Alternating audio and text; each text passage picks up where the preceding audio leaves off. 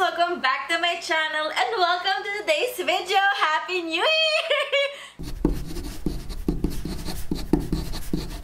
Bago ka ngayon, hi guys, I'm Helen on Fleek and please do subscribe to my YouTube channel for more videos like this. Make sure to click the notification bell para updated kayo sa aking latest uploads. Madami sa inyo nagustuhan niya aking trying out whatever videos. So today, we are trying full face Korean makeup. Pasensya na kung ako'y magiging ignorante sa mga bagay-bagay pagdating sa mga Korean. So ito yung ating haul. Ayan, fresh na fresh pa yan. Galing fail post, guys. This is from YesStyle.com. Kung nakita nyo yung website ng YesStyle, sobrang lahat nun nakasale kasi December ko daw kinuha. These are... Diyos ka, baka mabasa! Yung skincare lang talaga ni-research ko. Pero pagdating sa mga makeup, naging kung ano lang yung matunog na brand, kung ano yung parang trendy, yun yung pinili ko. Magsimula tayo sa ating skincare. First is, of course, the toner. This is the COSRX AHA BHA Clarifying Treatment Toner. Honestly, wala akong masyadong alam pagdating sa ganyan AHA, BHA, ABCDEFG. It has a spray pump. Kumukha pa rin ako ng bulak. Tapos isi-spray ko siya dyan. Pero feeling ko, directly on the face siya. Kaya nga siya, naka-spray bottle. Siyempre, ang laki ng pimple ko, no? Talaga namang, ngayon na nga lang ako magpapakita sa inyo ng face-to-face. May pimple pa si bakla.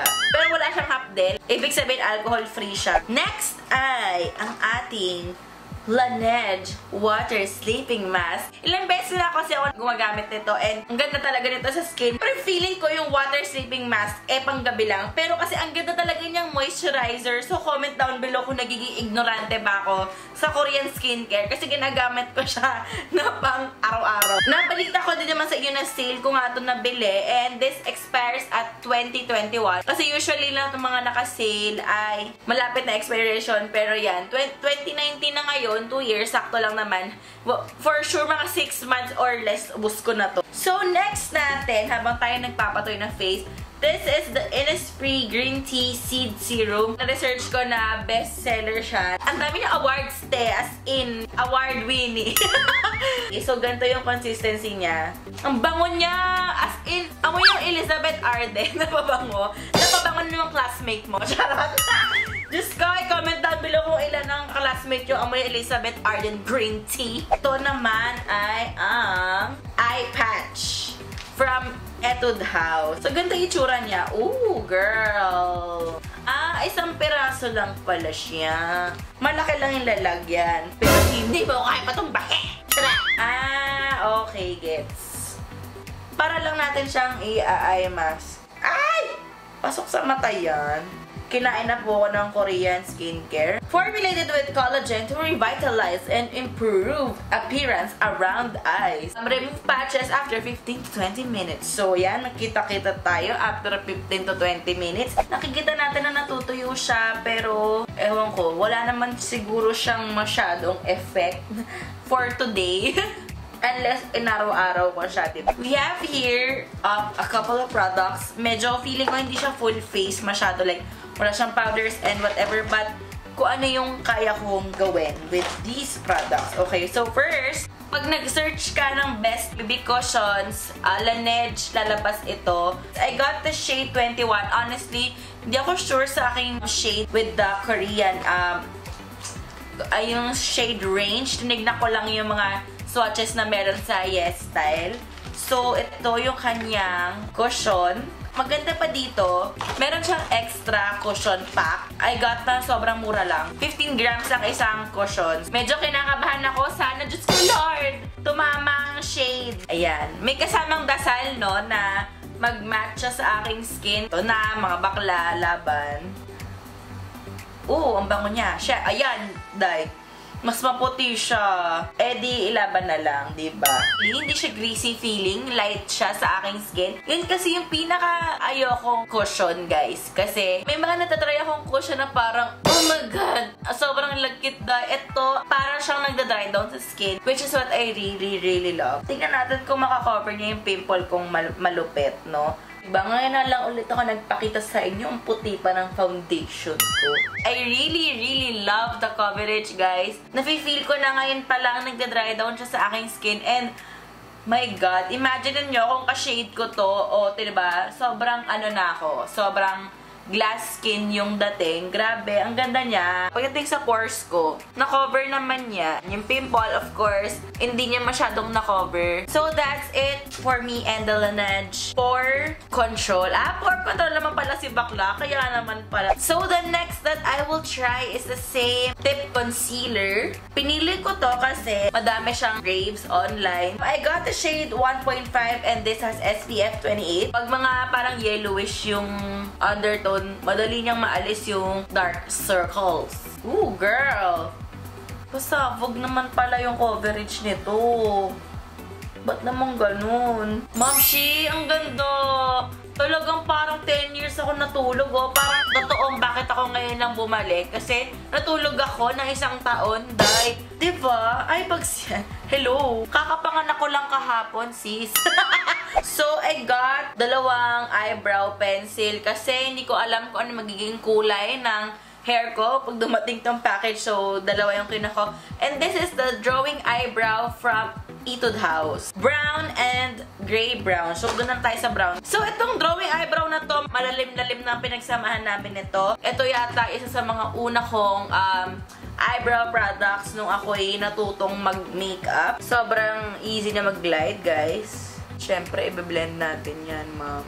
College pa lang ako, ginagamit ko na siya. So, wala naman akong masasabing iba dyan, kundi I love it. Next, this is a first for me to try. Pony Effect Contoured Brow Color. So, I got the shade Natural Brown. Ganito siya. Hindi naman siya super, like, life-changing na nabago niya ang talagang color ng aking brow hair. So, for eyes, I actually got two products. Itong Play Color Eyes from Etude House as well. Peach Farm Eyeshadow. So, meron siyang 10 shades. I really like the colors. Mas maraming shimmer. So, gamitin muna natin to for our base. Itong peach. Sige, gumamit tayo ng ating kamay.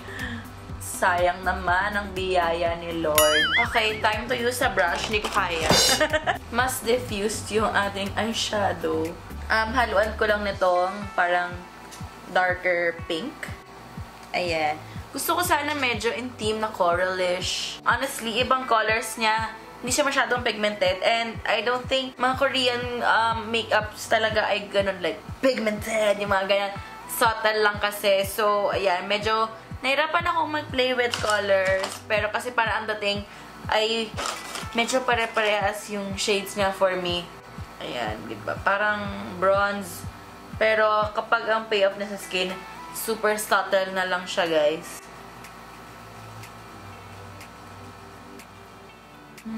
Ayan, kaya naman i-build. Okay. Pwede na. But again, I'm not super like a fan of the Peach Farm. I like the color range, pero pigmentation, parang hindi ako masyadong G. Ngayon, itry natin itong gamitin. Kung talaga bang pasabog ba to sa glitters.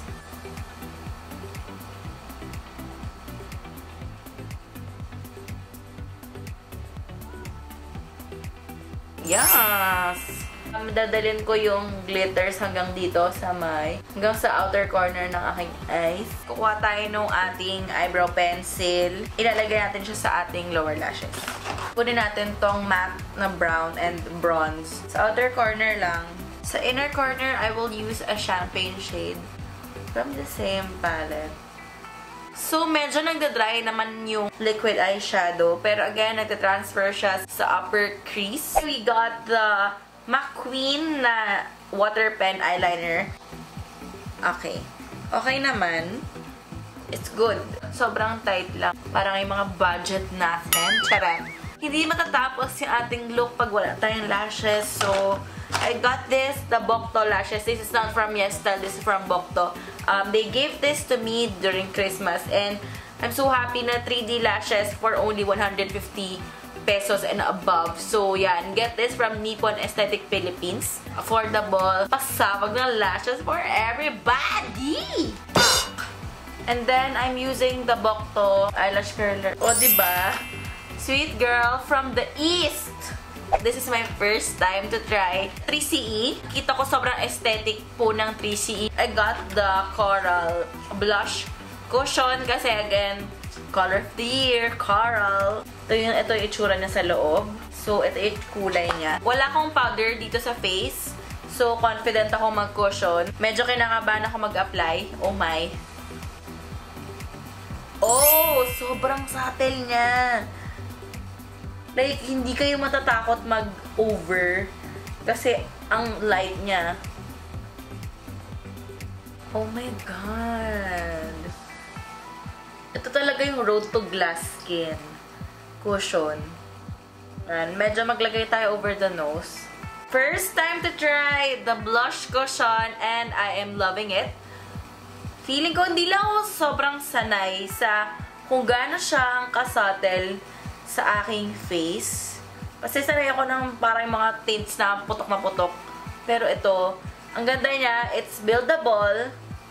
Sponge ay sakto lang for my cheeks. Isa siya sa expensive purchases ng itong haul na ito. Pero I think it's super worth it. Especially ako, hindi naman ako mahilig talagang mag-foundation. Talagang pag ano lang, may mga ganap, ganyan. Medyo ang problem ko lang sa kanya, pag nag-go over ako sa nose, nagiging patchy. Parang hindi sila nagbe-blend well ni, nung cushion ko pagdating sa my nose area. For our lip products, I also got items from 3CE. I got the Velvet Lip Tints. Ayan, I got the shade New Nude and Pink Break. So, let me swatch it for you guys. So, ito yung nude. Ooh, interesting formula. Ayan, yan yung shade ng ating New Nude. Ayan siya. I will try first the nude one. Let's see. Hindi ako masyadong fan ng formula. Parang siya mamantika. Ganun yung feel. Ayan. Pag dinab ko naman siya, medyo madidiffuse yung color. Tapos hindi ko kayang lumabas ng ito lang yung kulay dahil masyado siyang pale. Gagamitin ko yung Pink Break. So, gaayos lang ako ng sarili ko, like my hair and everything, and I'll be back.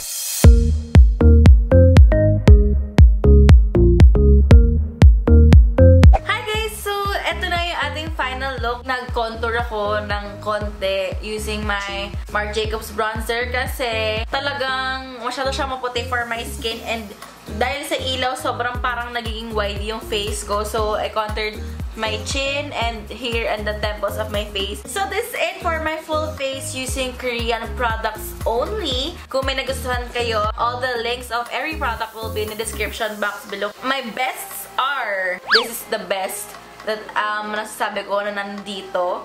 Yung 3CE blush cushion. Next one is the Laneige, the BB cushion. Though mas maputi siya sa akin, I can contour naman. Kahit wala akong pore minimizing na primer na ginamit, talagang na-minimize yung pores ko as in bakla, flawless.